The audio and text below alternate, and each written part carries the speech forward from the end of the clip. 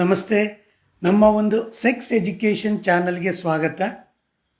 New married couple, ನವದಂಪತಿಗಳು sexual life ಬಗ್ಗೆ ತುಂಬ ಆಸೆ ಇಟ್ಕೊಂಡಿರ್ತಾರೆ.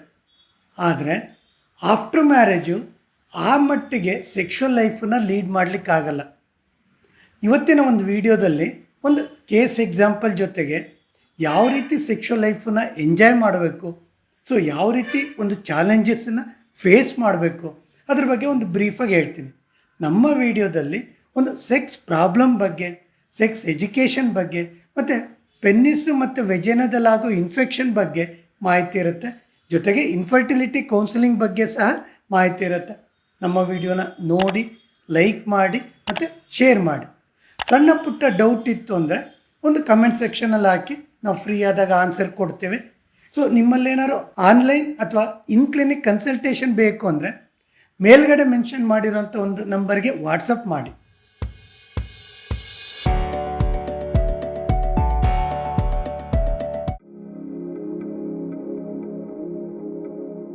ಇವತ್ತು ಬೆಳಗ್ಗೆ ಒಬ್ಬ ಹುಡುಗ ಕ್ಲಿನಿಕಲ್ಲಿ ಕಾಯ್ತಾ ಇದ್ದ.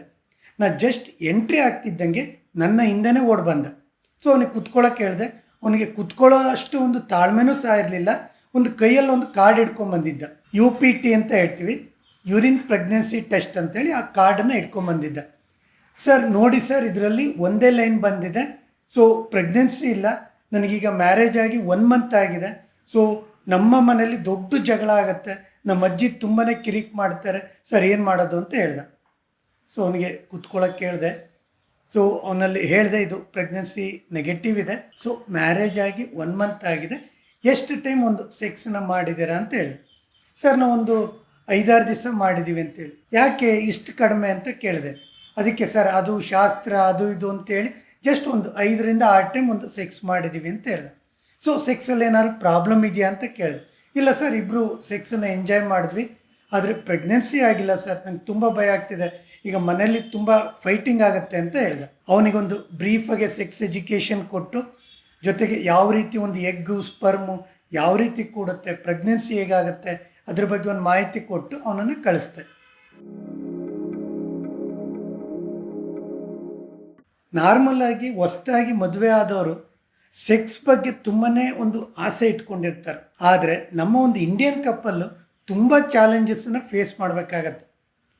ಪರ್ಸನಲ್ ಇಶ್ಯೂಸಿಗೆ ಬಂದರೆ ಒಂದು ಸೆಕ್ಸ್ ಬಗ್ಗೆ ನಾಲೆಡ್ಜ್ ಇರಲ್ಲ, ಅಂದರೆ ಸೆಕ್ಸ್ ಎಜುಕೇಷನ್ ಕಡಿಮೆ ಇರುತ್ತೆ.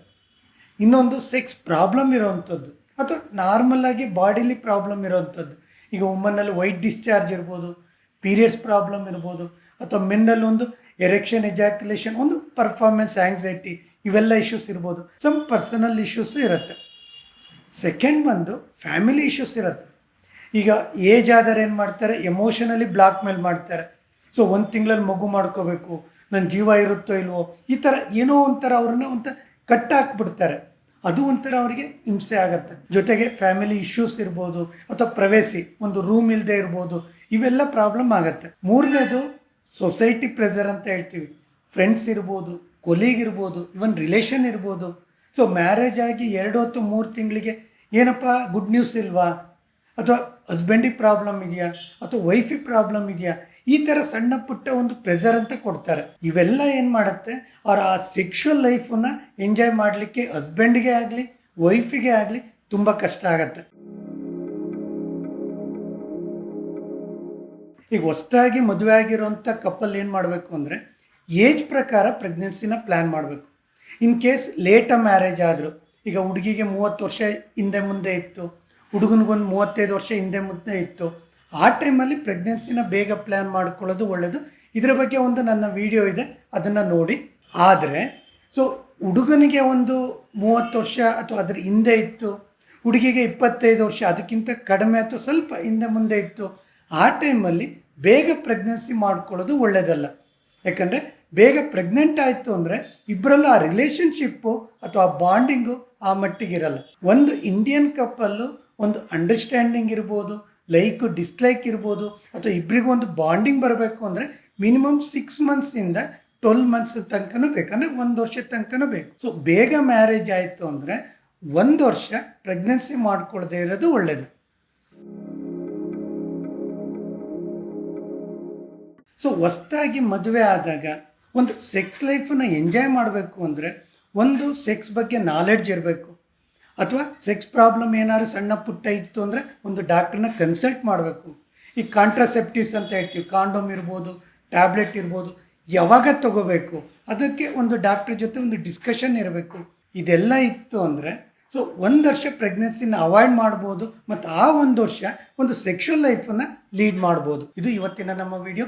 ಇಲ್ಲಿ ತನಕ ನಮ್ಮ ವಿಡಿಯೋ ನೋಡಿದ್ದಕ್ಕೆ ತುಂಬ ವಂದನೆಗಳು.